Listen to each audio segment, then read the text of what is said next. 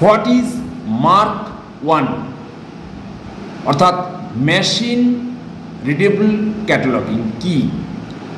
1965 সালে Washington ডিসিতে library of কংগ্রেসের মাধ্যমে মার্ক 1 একটি পাইলট প্রজেক্টে প্রথম আরম্ভ হয় এবং 1966 সালে এটা সত্যিকার অর্থে কাজ শুরু হয়।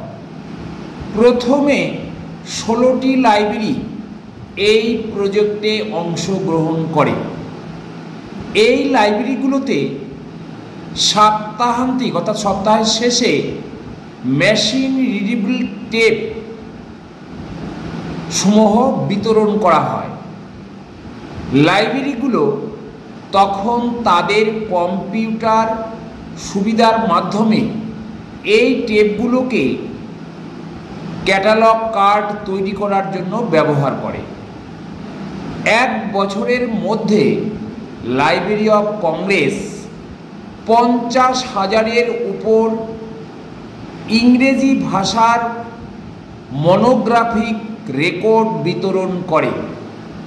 মার্ক 1 এর 1968 উদ্দেশ্য ছিল তালিকাকরণ, সার্চিং ও ইন্ডেক্সিং ইত্যাদি। অটোমেশন পদ্ধতিতে করা লাইব্রেরি অফ কংগ্রেসের মার্ক ডেটাবেসের মধ্যে রয়েছে মেশিন রিডেবল ফর্ম এ সংগৃহীত এলসি ক্যাটালগিং ডেটা। এর মধ্যে রয়েছে 2.5 মিলিয়নেরও অধিক রেকর্ড। Thank you.